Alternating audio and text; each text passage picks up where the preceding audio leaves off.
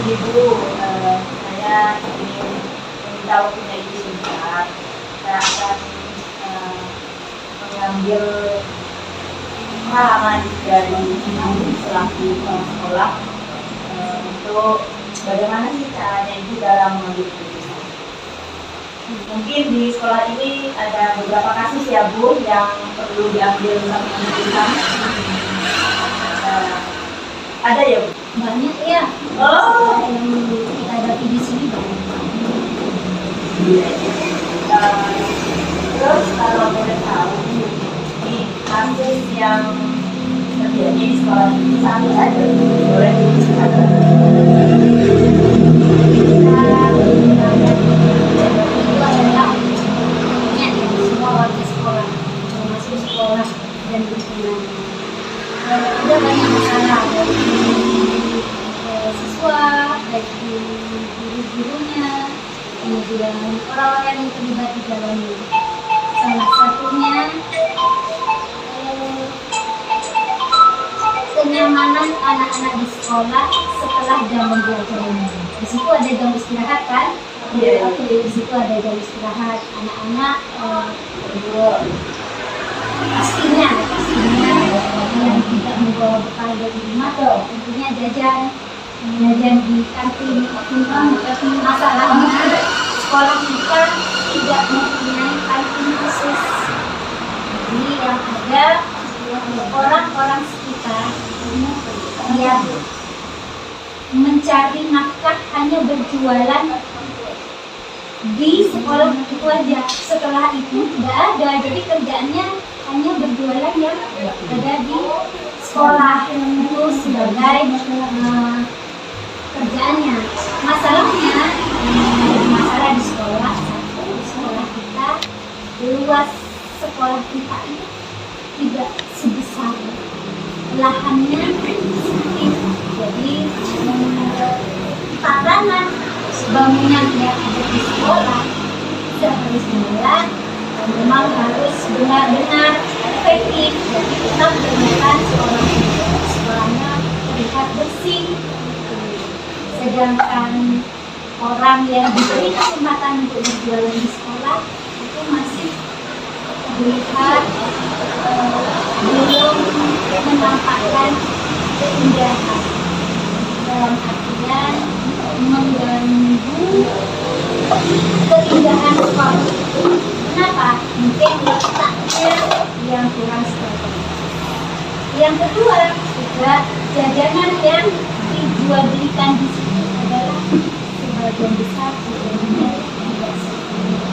Sedangkan sekolah itu seharusnya lah membuat siswa itu menjaga anak-anak dari jajanan yang tidak sesuai. Apa yang dikatakan Ibu ya terkait kasus dari sekolah ini. Terus bagaimana Ibu dalam apakah di rumah kita atau di kantor? Dari kasus itu sebenarnya ini mengenai apa dulu ya, menempatkan ini yang dihadapi adalah orang bukan suatu kelompok. Saya tidak katakan kelompok karena yang jalan di sekolah itu hanya dua orang aja. Jadi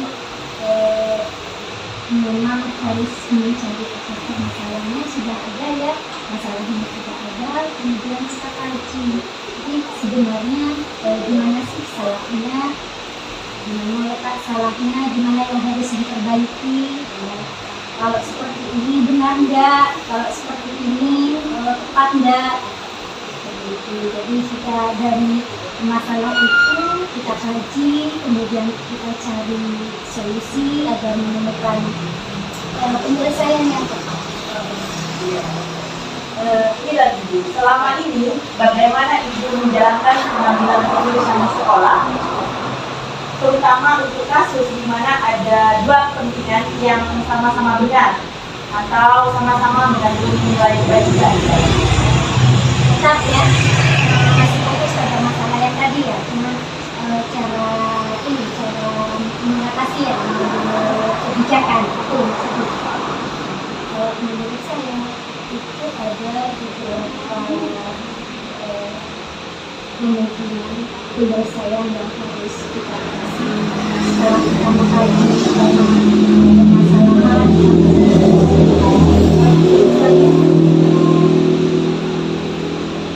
tanpa serta-merta kepada kita tidak langsung melarang orang yang mencari nafkah dan mencari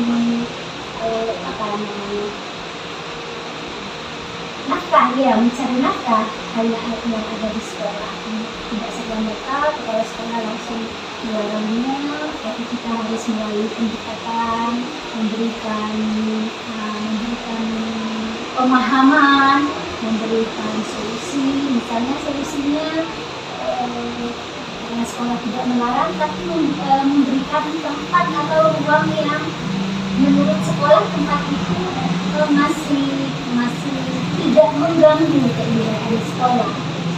Kemudian jajan juga yang harus dijadikan, juga harus diberikan pemahaman pada yang menjual agar jajanan yang sehat itu lebih diutamakan, dan tidak sehat karena tidak dijual di sekolah seperti itu.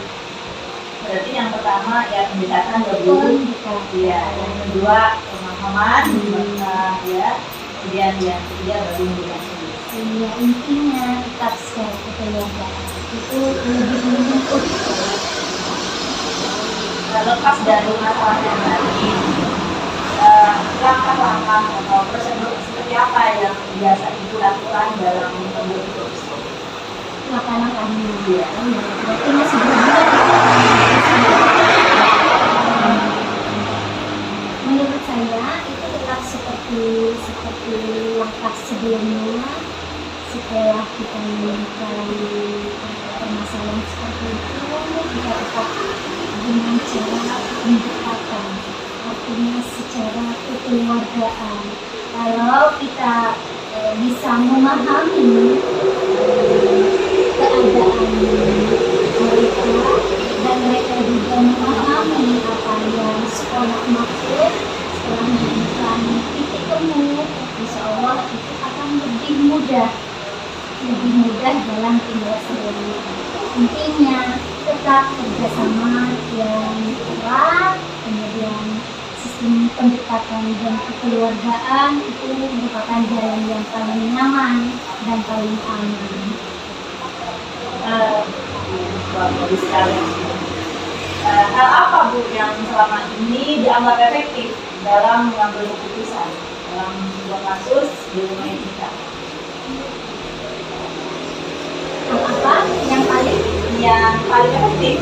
Yang paling efektif ya. Tadi maksud saya kita dalam menegakkan suatu keputusan serta-merta dengan keputusan sendiri ini yang paling bagus, ini yang paling baik. Tapi kita harus juga melihat sekitar kita itu adalah benar menurut saya, tapi belum tentu benar menurut mereka. Jadi kebenaran saya belum tentu benar menurut mereka. Tapi dengan cara pemahaman, dengan cara pendekatan, dengan cara kekeluargaan, kita akan menemukan mana kalau di satu sisi kita sama-sama benar itu tidak masalah, tapi yang kita hadapi kadang kita menganggap benar, mereka salah, maka yang paling dikedepankan itu adalah menurut saya tingkat kebenaran itu terletak di mana. Jika kita menganggap sama-sama benar, tingkat kebenaran itu terletak di mana. Kalau misalkan yang A kita menentukan lebih banyak benar, kita cari yang ini tidak berapa persen varian, berapa persen yang A. Kalau tidak ada solusi lain, misalnya lebih benar, apakah ada solusi lain? Yang B, apakah juga ada solusi lain? Jikalau di antara kedua ini ada yang lebih membuat mereka bisa sama-sama jalan tanpa ada yang merasa dirugikan, tanpa ada yang merasa diuntungkan, maka hal itu akan lebih baik. Berarti perjuangannya itu lebih banyak dampaknya yang positif ke arah yang mana? Ya, seperti itu. Bu, nah ini mungkin hal apa saja Bu yang merupakan tantangan Ibu dalam pengambilan keputusan pada kasus kiriman itu? Tantangan itu banyak ya. Karena sekolah kita ini berjalan beriring dengan warga sekitar, wali murid, kemudian bisa beriringan dengan lembaga-lembaga yang lain tanpa adanya tumpang tindih atau tanpa adanya permasalahan. Kalau menurut saya itu tantangannya. Tantangan itu terus tantangannya hal-hal yang membuat kita itu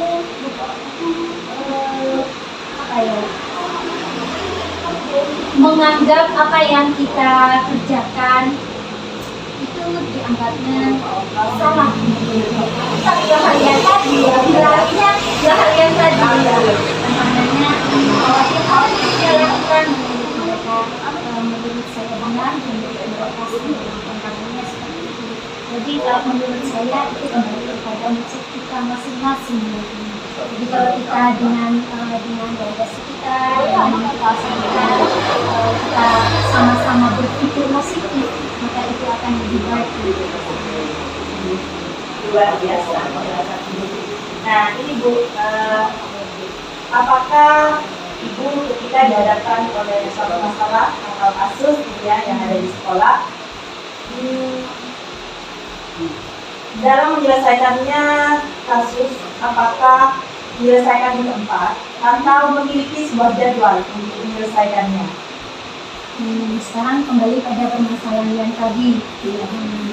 Itu kalau mengenai jadwal, mengenai ini kapan kita harus menyelesaikan, itu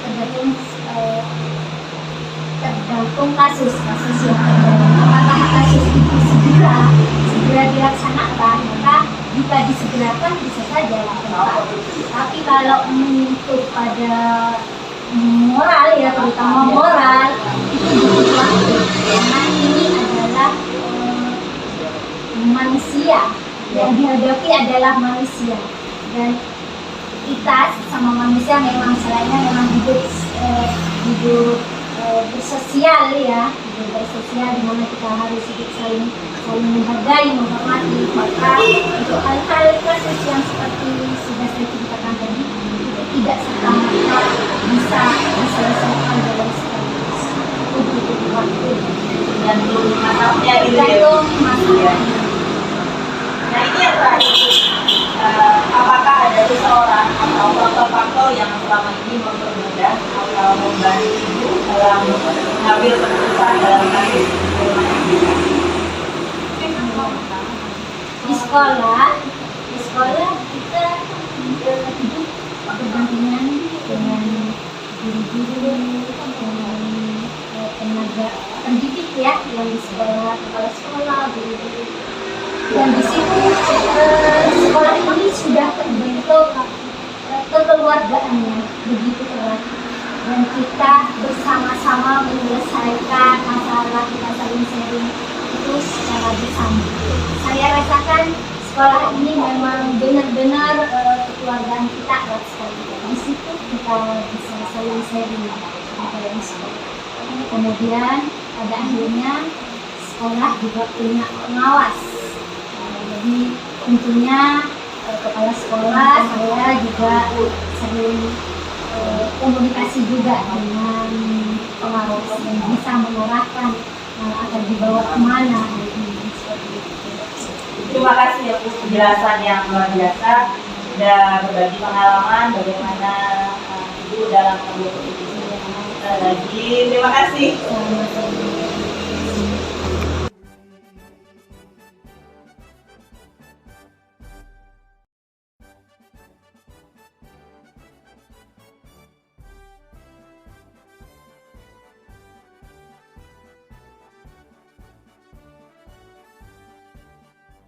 Bulatkan tekad, kuatkan hati, negeri ini memanggilmu kawan. Belajar, bergerak, berbagi untuk negeri, guru penggerak, majukan pendidikan. Guru penggerak menghamba para murid, kreatif rancang pembelajaran. Hargai potensi, tingkatkan prestasi, lahirkan profil pelajar Pancasila. Belajar, bergerak, berbagi untuk negeri, kita menjalin kolaborasi. Belajar, bergerak, berbagi untuk negeri, demi bakti pada Waalaikumsalam.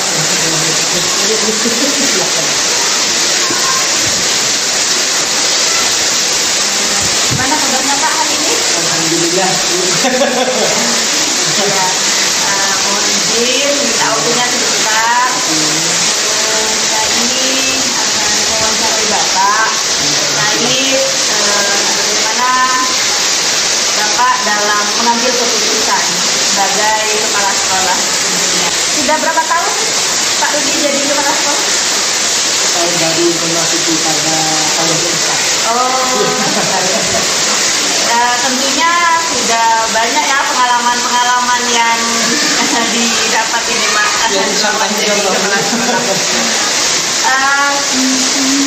Dari pengalaman Bapak yang dilakukan ya selama jadi kepala sekolah, mungkin Bapak mendapatkan sebuah permasalahan ataupun kasus-kasus di sekolah Bapak yang perlu dibutuhkan keputusan gitu kan Pak, dibutuhkan satu keputusan yang benar. Pernah ada Pak? Ada. Ada. Kan ya sering kali ada. Oh iya Pak. Sering kali ya Pak. Sering kali. Nah, kalau boleh tahu Pak, seperti apa kasus yang misalkan kayak gitu satu saja Pak? Iya. Bu Is, ya terima kasih kehadirannya di sekolah kami. Sedikit kami paparkan sekolah kami dulu. Sekolah kami itu sekolah yang sekitar 2 kilo dari jalan raya. Artinya agak ke dalam. Maka sekolah kami tidak sama dengan sekolah-sekolah yang ada di pinggiran. Di samping teman-teman guru dari PNS ada, dari DPT juga ada. Kemudian faktor sosialnya juga, kami ada di antara 2 desa, desa Loteng Timur dan desa Loteng Barat. Dan semuanya punya kekhasan masing-masing masyarakatnya. Itu yang menjadi terkadang salah satu hal yang menjadi bisa pemicu, bisa pernak-perniknya seperti yang dikatakan dulu. Salah satu contoh yang kami hadapi ketika kami pertama begini dulu, yang kami pahami dulu di sini ketika kami selaku kepala sekolah, ketika sebuah aturan itu berbenturan dengan dinamika sosial kemasyarakatan di sini, kekhasan masyarakat di sini. Apalagi di sekeliling sekolah kami di sini ada dikelilingi lembaga swasta, itu pun juga mempengaruhi diri. Makanya kami sangat hati-hati. Oleh karenanya ada aturan yang dilakukan, yang harus dilakukan oleh sekolah-sekolah, tapi juga berbenturan dengan faktor sosial kemasyarakatan di sini. Ini yang menjadi penting. Ya kembali lagi dari pertanyaannya dulu. Salah satu yang berkaitan dengan ini di masalah jam waktu. Ini yang paling lumrah. Jadi jam waktu pembelajaran kami sudah sepakat dengan kepala sekolah, dengan teman-teman guru melalui rapat dewan kepala sekolah, dewan rapat sekolah, ditambah juga kami juga masukan dari komite sekolah, kami sepakati masuk jam 7. Mestinya jam 7 bagi kami di sini itu menjadi tantangan. karena di masyarakat ngajinya itu jam 6 sampai jam 7. Terus waktunya kapan? Jika itu melanggar, jika itu melawan, maka luar biasa kami akan melawan masyarakat. Seperti itu. Lumrahnya kalau di kami di negeri kan jam 7 boleh seperti itu. Begitu juga dengan. Nah disitulah salah satu contoh kekinian. Ini yang paling kecil tapi sangat rentan. Iya. Menurut Pak Rudi yang telah disampaikan contoh yang disampaikan tadi itu dapat mengidentifikasi itu termasuk dilema etika atau bujukan moral. Oh iya. Kalau di sisi ini repot ya Bu Des ya. Bagi kami itu adalah sebuah aturan formalistik. Tetapi bagi masyarakat itu yang berefek pada masalah mentalitas termasuk dengan moral. Kenapa? Karena itu tatanan yang sudah terbiasa dibangun di masyarakat. Sementara sekolah dengan warna seperti ini juga. Inilah yang kadang kami harus menyesuaikan. Begitu. Terkait masalah yang tadi ya Pak, Iya.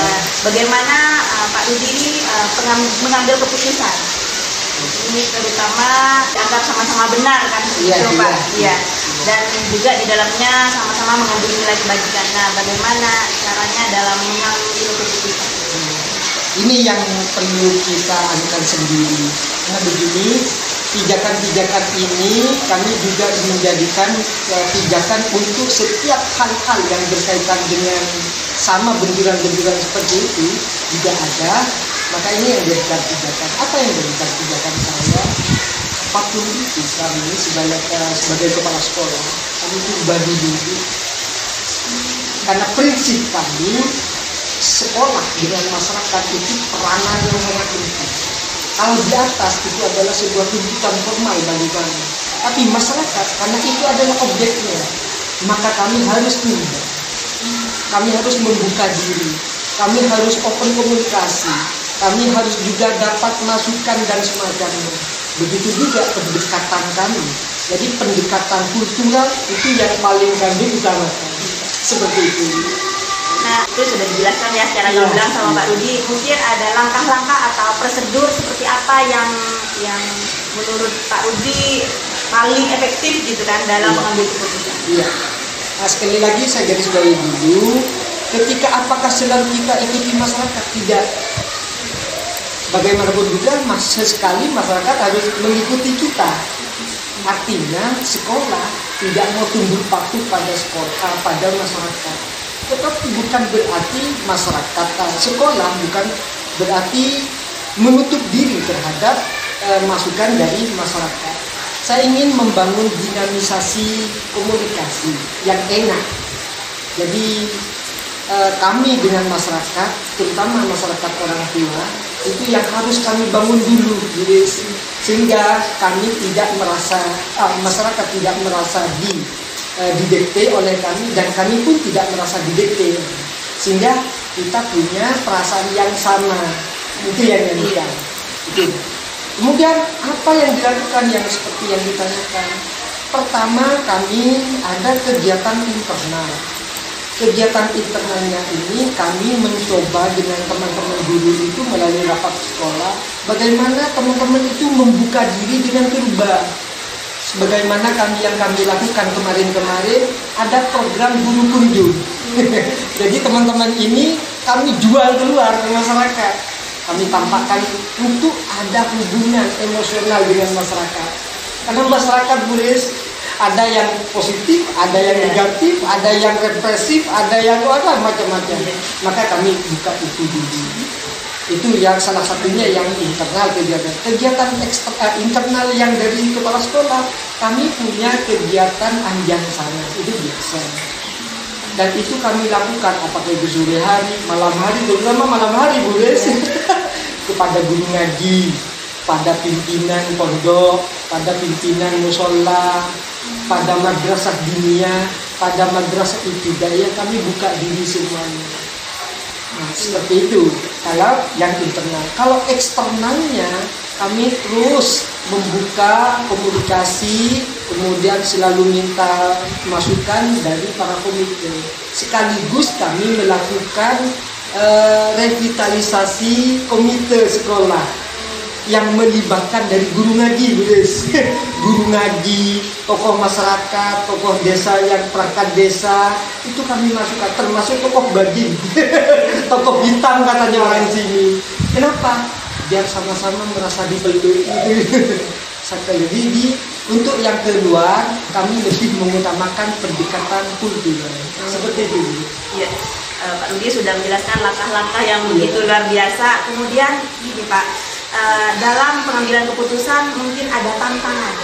Oh iya. Tantangan dalam kasus dilema etika.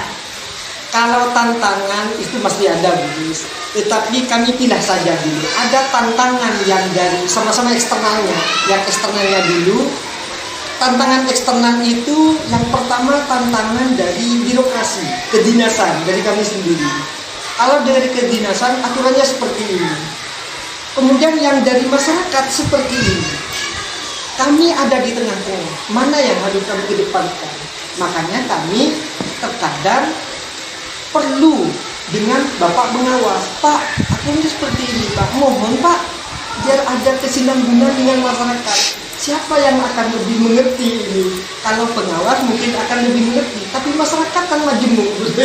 Nah, maka intinya kami dengan pengawas ada semacam kebijakan-kebijakan normatif yang kami bangun, tetapi bukan berarti hengkang dari sebuah aturan. Itu yang di eksternal. Kalau di internalnya kami tetap dengan teman-teman guru, kami pun juga kadang masuk kegiatan supervisi, kami lakukan kegiatan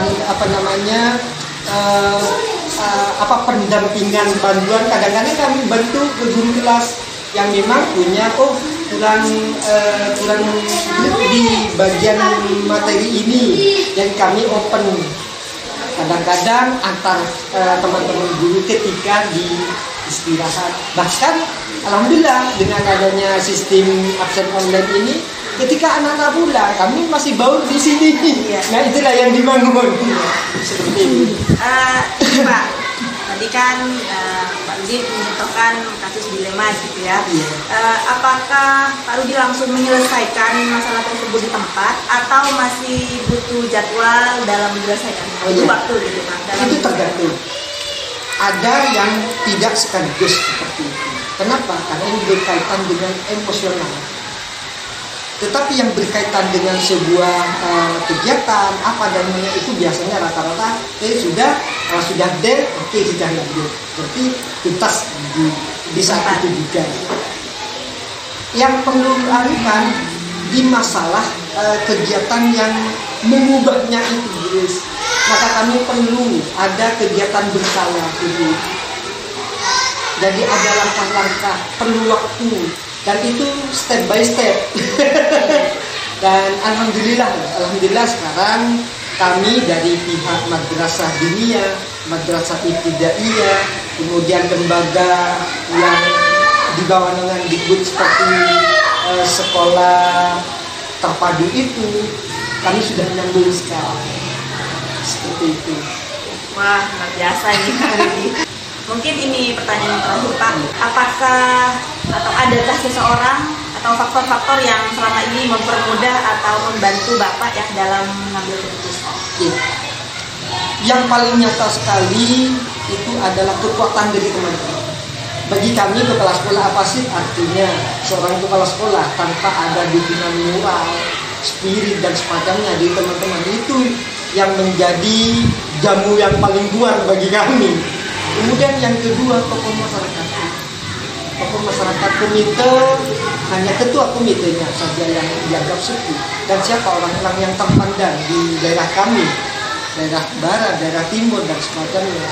Termasuk juga yang paling yang sering kita hindari adalah tokoh-tokoh yang dianggap tokoh hitam oleh masyarakat setempat. Dan ternyata itu punya input yang luar biasa juga terhadap ketahanan sekolah terutama. Itu yang menjadi mitra-mitra internal kami, bagaimana kami bisa berekspresi eksistensi, bisa turba, bisa diterima dan semacamnya. Seperti itu.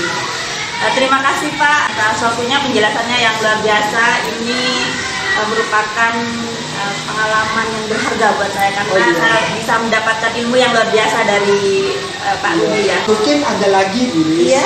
Ini kami yang terkadang jadi benturan yang paling utama, mungkin ini yang paling perlu digarisbawahi ketika sebuah otoritas sekolah itu benturan dengan aturan birokrasi, dan terkadang aturan birokrasi yang seakan-akan menjadi harga mati itu menjadi tantangan lagi. Nah, barangkali melalui kita saling tukar pikiran ini bisa menjadi sebuah pemikiran baru atau terobosan baru, atau mungkin juga pendekatan hal lain yang bisa kita bisa diadopsi oleh beberapa teman-teman kita, seperti saya selaku pimpinan kepala sekolah. Suka sekali Bu Des. Terima kasih ya Pak waktunya. Terima kasih sudah berbagi pengalaman bagaimana caranya mengambil keputusan dalam kasus dilema etika. Iya, sama-sama. Terima kasih ya Pak. Mari, assalamualaikum. Waalaikumsalam warahmatullahi wabarakatuh.